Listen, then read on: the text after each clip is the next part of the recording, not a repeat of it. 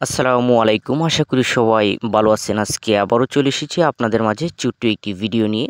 আজকের ভিডিওতে আমি আপনাদেরকে জানানোর চেষ্টা করব, আপনারা যারা টিন শেড বাড়ি তৈরি করতে চান, অনেকেই আছেন যাদের বাজেট কম, অল্প খরচে কিভাবে একটি টিন শেড বাড়ি তৈরি করা যায় এই বিষয়ে আজকে আপনাদেরকে জানানোর চেষ্টা করব। আপনারা কিন্তু অল্প খরচেই করতে পারবেন একটি টিন শেড বাড়ি সঠিক নিয়ম মেনে।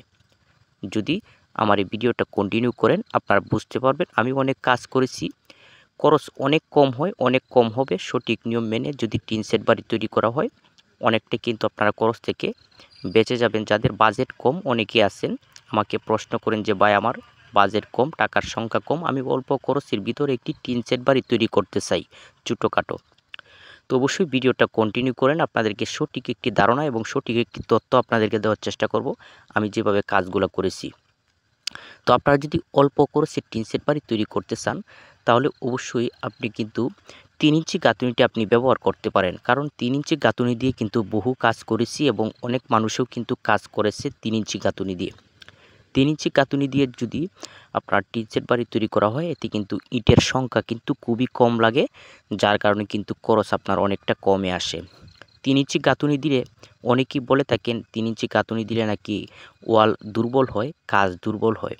আসলে বিষয়টা এমন নয়, কারণ গাঁথুনি 3 ইঞ্চি ঠিক আছে, এটা গাঁথুনির সাথে কোনো সম্পর্ক নয়। পিলার এবং রিংটোন যেগুলো আছে এগুলাই হচ্ছে মেইন, গাঁথুনি জাস্ট একটি বেড়া। তো গাঁথুনি কোনো প্রবলেম না, পিলার এবং রিংটোন এগুলার সাইজ খুবই গুরুত্বপূর্ণ।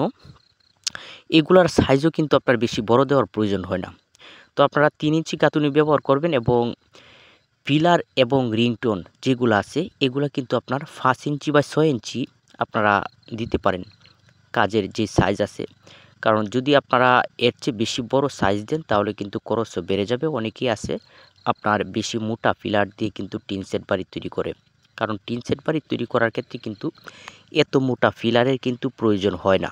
আপনারা যদি 5 ইঞ্চি বা 6 ইঞ্চি পিলার দিয়ে যদি আপনারা টিন শেড বাড়ি তৈরি করেন এতে কোনো প্রবলেম, কোনো সমস্যা হবে না। কারণ টিন শেড বাড়ি তৈরি করার ক্ষেত্রে উপরে টিন থাকে, এটা কোনো লোড থাকে না উপরে, যার কারণে কোনো প্রবলেম, কোনো সমস্যা হয় না। তো এই বিষয়টা অবশ্যই লক্ষ্য করবেন, খরচ অনেকটাই কিন্তু কমে আসবে। 5 ইঞ্চি বাই 6 ইঞ্চি পিলার এবং রিংটোন, আর গাঁথুনি হচ্ছে 3 ইঞ্চি, ইটের সংখ্যা খুবই কম লাগবে। এবং আরও একটি বিষয় রয়ে গেছে, কিন্তু আপনার গাঁথুনি 3 ইঞ্চি ঠিক আছে, কিন্তু বিট লেভেল পর্যন্ত আপনার অবশ্যই 5 ইঞ্চি গাঁথুনি দিতে হবে। বিট লেভেল পর্যন্ত 5 ইঞ্চি গাঁথুনি, তারপরে বিটের উপরে সম্পূর্ণ কাজটাই 3 ইঞ্চি দিয়ে করবেন। কোনো প্রবলেম, কোনো সমস্যা হবে না। আর নিচে অবশ্যই আপনার বেজ কিন্তু বেশি বড় দেওয়ার প্রয়োজন হবে না। টিন শেড বাড়ি তৈরি করার ক্ষেত্রে কিন্তু অনেকেরই দেখেছি আমি 2 ফিট বাই 2 ফিট কিন্তু বেজ দিয়ে থাকে। তো 2 ফিট অথবা অনেকেই 2.5 ফিটও দেয়। তো এত বড় বেজের প্রয়োজন হবে না। আপনারা কিন্তু টিন শেড বাড়ি যারা তৈরি করবেন অবশ্যই কিন্তু আপনার ছোটো করে একটি বেজ দিলেই হবে, যাতে আপনার পিলারটা শুধু কাড়া করে রাখা যায়।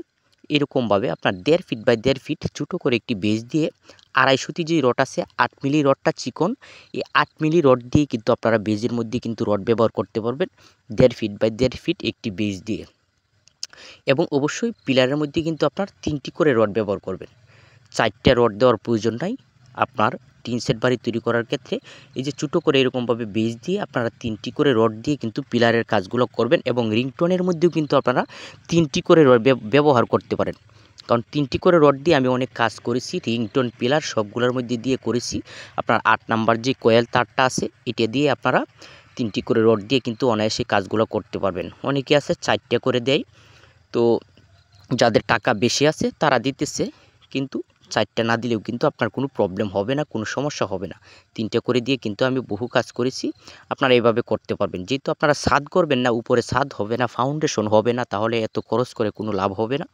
আপনারা খরচ কমিয়ে কিন্তু কাজগুলো করতে পারবেন, কারণ উপরে কোনো লোড নাই, জাস্ট গাঁথুনি দিয়ে রেখে দিবেন পিলারগুলো তৈরি করে। তো এইভাবে আপনারা কাজগুলি করতে পারবেন সঠিক নিয়ম মেনে, আমি যেভাবে আপনাদেরকে বলেছি। তো ভিডিওটি ভালো লাগলে অবশ্যই একটি লাইক করে দিবেন এবং চ্যানেলে যদি নতুন হয়ে থাকেন অবশ্যই চ্যানেলটিকে সাবস্ক্রাইব করে দিবেন। কাজের গুরুত্বপূর্ণ বিষয়গুলো জানতে পারবেন এবং কাজের খরচ সম্বন্ধে আপনারা জানতে পারবেন।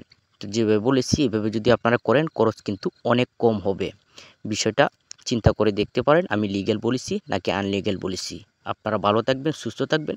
ধন্যবাদ সবাইকে, আজকে এই পর্যন্তই।